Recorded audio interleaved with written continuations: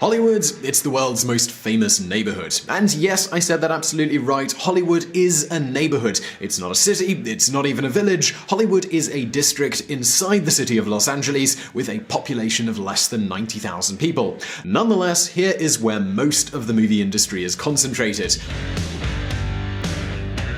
But wait just a minute, because I know what you're going to say. Come on, Simon, I know better than this. This isn't at all true. The biggest movie production center in the world is Bollywood, in India. Well, my dear viewers, you are sort of right here, but there is a pretty significant but. Now, despite the fact that the Indian movie industry makes more movies than anyone, their income is tiny compared to that of Hollywood.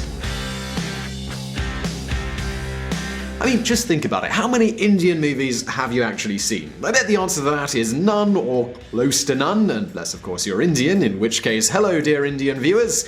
Now, with a few exceptions, Bollywood movies are made to the domestic market. And the same goes for Nigeria. Yep, Nigeria is actually the second largest movie producer in the world behind Bollywood, but I'm sure hardly any of you have actually seen a film made in this country, unless you are of course Nigerian, in which case, hello Nigerian viewers. So when it comes to the raw economics of it all, Hollywood is undoubtedly the world's movie capital. So now you might be wondering, well, Simon, why are we talking about cinema here at VisualPolitik? Isn't this channel all about politics and economics? I mean, what's the connection here? Well, actually, there are a lot of connections.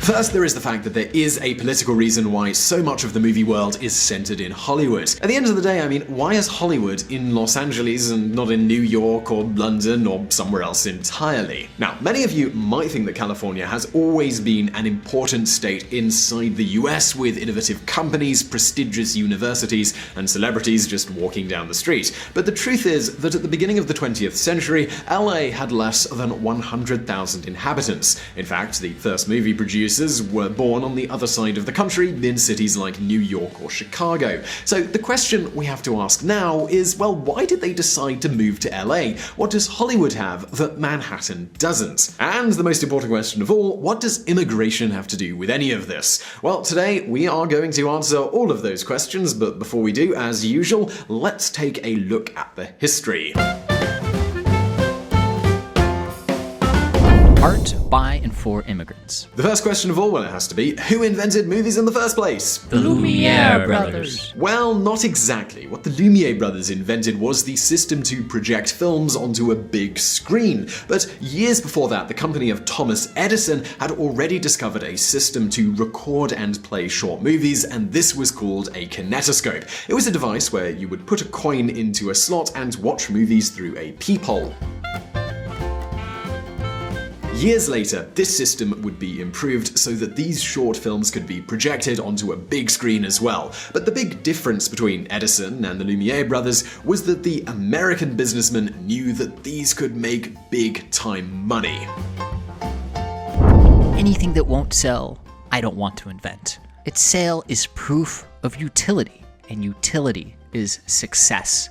Thomas Alva Edison. So while the Lumiere brothers showed off their invention at scientific fairs, Edison made a profit from it. His business consisted of selling these machines, taking a royalty for their use, and supplying movie theaters with lots and lots of films. In just 2 decades, Edison made more than 1,200 movies. So now you might be wondering, well, what kind of movies did Edison produce? Well, as bizarre or not as it possibly sounds, many of these first films in history were about women getting undressed.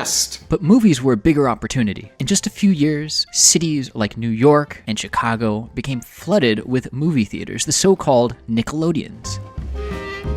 Here, you could find a great show at a lower price than in other theaters. Plus, since the movies were silent, you didn't need to speak English to understand them. This means movies became the perfect entertainment for all the immigrants arriving to the land of opportunity. All of this, it was happening in the first decade of the 20th century, and while France, and interestingly Denmark, already were producing their own movies, no other country had a bigger audience than America. However, Thomas Edison, he was unable to see all of the opportunities behind his invention. At the end of the day, he was the typical WASP, and he despised immigrants. Of course, he was happy to make money from them, but he didn't really like them. And so now you might be asking, well, why didn't he invest money in improving the quality of his films? Well, at the end of the day, his company had a monopoly over the production and distribution of the films, so he really didn't have any incentive to. All those Nickelodeons paid royalties to Edison's company and bought his films without even looking at the titles or plots. At the end of the day, nobody thought those German, Italian, or Hungarian immigrants would appreciate the details.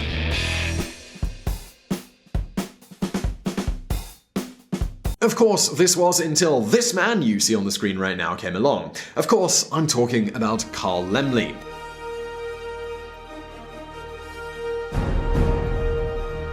Laemmle, he was one of those German immigrants who worked at a Nickelodeon in Chicago. Business, it was great, but he was sick of paying so much money for Edison's movies. So he asked himself the question, well, couldn't I make my own movies? And, well, yes, he absolutely could.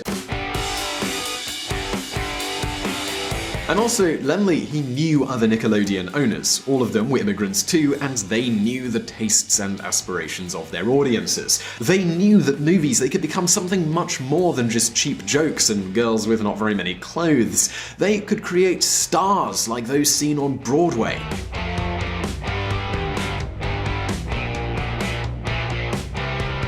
These cinema pioneers were the first ones to include the actor's name on the posters and in the credits. This way, many more artists were willing to work for them. Their films became famous among immigrants who came from all over the world, and this is why they named their company Universal.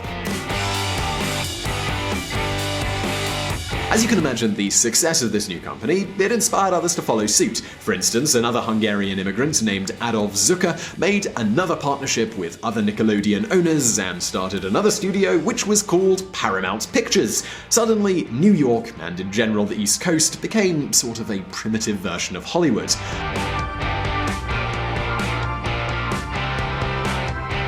But hold on for just a moment, because Thomas Edison, well, he was not willing to lose this battle. Don't forget, he had the fame, the money, and the patents. So, in less than 5 years, Laemmle and his partners faced over 200 lawsuits. The same happens with the rest of the small studios, and, well, many of them went bankrupt.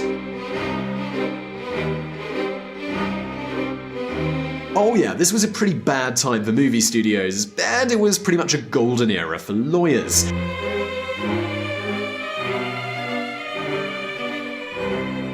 And if all of this was not enough, Edison had enough power to force all of the Nickelodeons from New York and Chicago to sign exclusivity contracts. If they wanted Edison's technology, they couldn't buy movies from his rivals. And, well, this is the moment when our friend Carl Laemmle asked himself another important question. Well, why should I stay on the East Coast? Edison, he was a powerful man indeed, but his influence didn't reach everywhere. There was a place far out of his reach, and that place, it was California. The birth of an industry. In the year 1915, California, it was the place to be. Thousands of young immigrants, the perfect audience for movies, would arrive every year. Houses and properties were cheaper than anywhere else in America, and as if this was not enough, the weather was pretty fantastic. In New York, it rains every other day, so if you wanted to make movies, you'd better have a studio and spend thousands of dollars on lights. In California, there's plenty of sunshine all year round, so it's really easy to shoot outside. This is why all those big studios from New York and Chicago moved into a neighborhood on the outskirts of Los Angeles, a small suburb with little more than 500 inhabitants, and, as you've probably guessed by now, well, that tiny place, it was Hollywood. But the story, it doesn't end here. You might now be wondering, well, how did California conquer audiences all around the world? I mean, don't forget that back in the day, the United States, it wasn't the big powerhouse that it would become later. And don't forget countries like France, countries like Denmark, they already had a well-funded industry. So why did Hollywood achieve so much success and do it so quickly? Well, the answer lies in something called the network effect, and if you've been subscribed to this channel for a while, you should do that by the way, then the chances are you know what this thing is. All those Hollywood studios attracted the best investors and professionals from all around the globe. This explains why, in 1915, Hollywood was the setting for the first super production in history, the birth of a nation, that cost around $100,000 at that time. As an aside here, by the way, this movie was extremely controversial because essentially it portrayed the KKK as the good guys. But I mean, that's an entire story for a different day. The truth is that in less than 10 years, the population of Hollywood grew to more than 30,000 inhabitants. Most of them, they were immigrants like Francisco Elias. This Spaniard, he came to Hollywood to work as a production assistant.